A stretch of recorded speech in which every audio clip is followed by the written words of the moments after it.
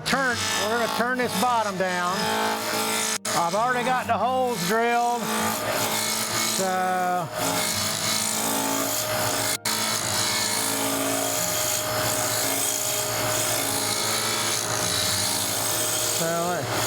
this maple's a little bit whiter, which is real good for the airbrushing. And we're still not round.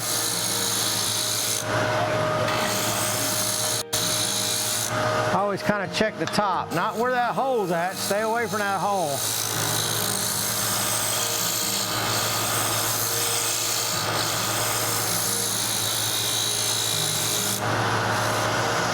Let me see. It looks like, feels like it's got just a tad. I'm gonna take a look, make sure we don't have a crack. Nope, no crack. We're good.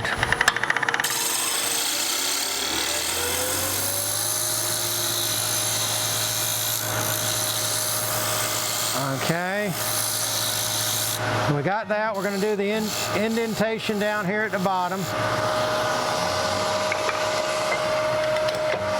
We're going to do the bead.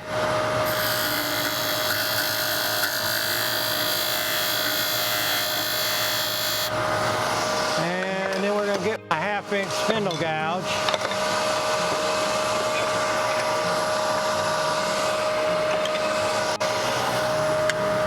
Make the cut right here. Make the cut there.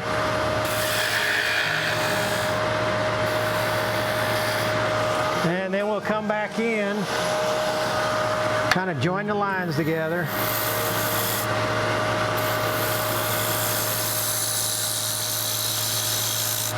Okay? And then what we're going to do is we're going to sand it.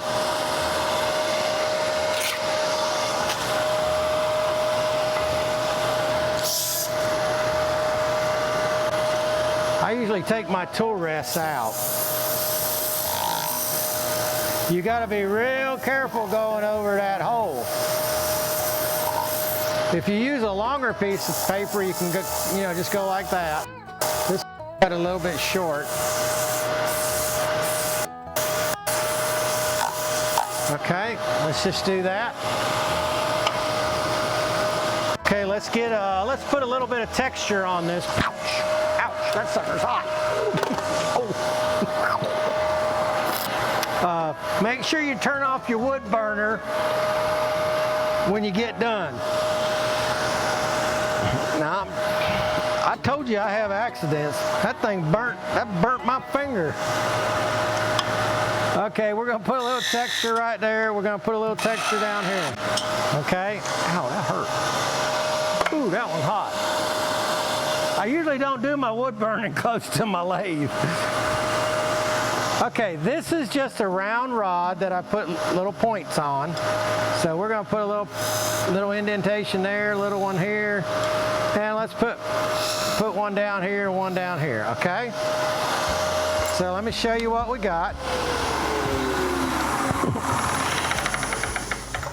All right, let's see the texture. That looks fine. All right, so now we're gonna do some painting on it. Okay, this is airbrushing. This is for you guys that don't know, it's Chromacraft. I really like the Chromacraft. I'm not here to sell products, but I seen a demo Nick Agar did, and I like the product. So I kind of, when I did my first one here, I sent a picture of it to Nick. So we're going to do a little yellow. I did a lot of yellow. And then I think I'm about out of yellow.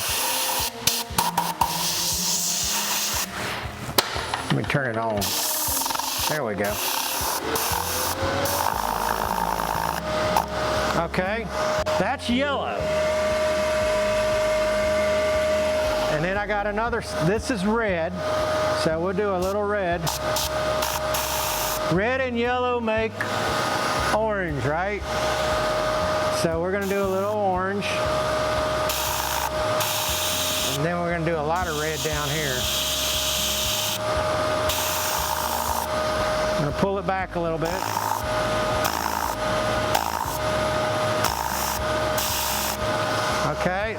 do black.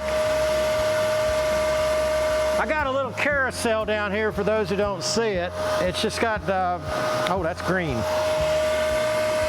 I want green, I want black. Okay, I'm gonna do this all in black. It's a rich black, that's what I like about it.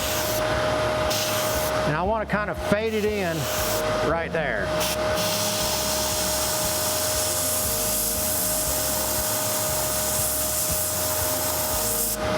I'll do the same thing, kind of fade it a little bit, okay? So you see what, we're going to show you what we got right there. Okay, so far that's what we have. Okay, the next thing I do is I was teaching a college how to wood turn. I had them in my shop. I had them for 30 days. 30 days and 30 students. And we had my whole shop full of lathes. And as a thank you, the college professor gave me this whole package of ink. And I didn't know what. I guess that's what they do. I never considered myself an artist. I've always wanted to be a craftsman.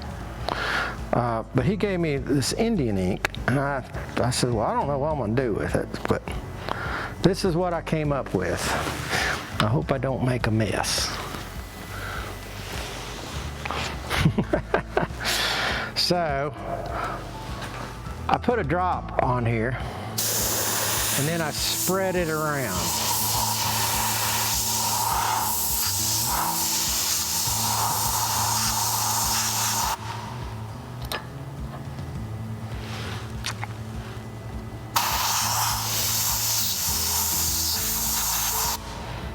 Get any in there.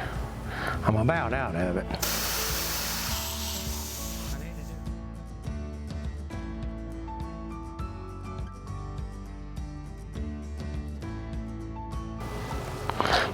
Now you can tell Coleman why my smocks don't stay clean. There we go. And you can do this kind of stuff with plates. It don't matter. Different colors look good. Chromacraft has different products you can use. I usually have a foam brush, but we're going to put it on with my fingers this time.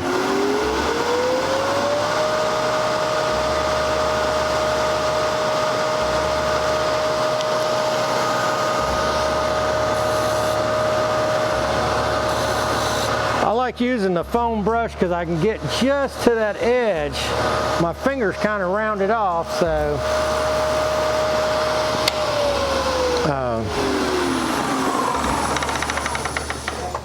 see how it, and you can put on it almost as much as you want.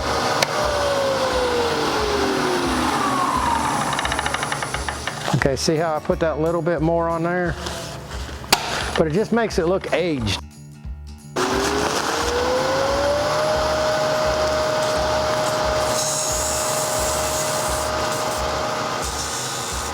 Okay, that's enough of that.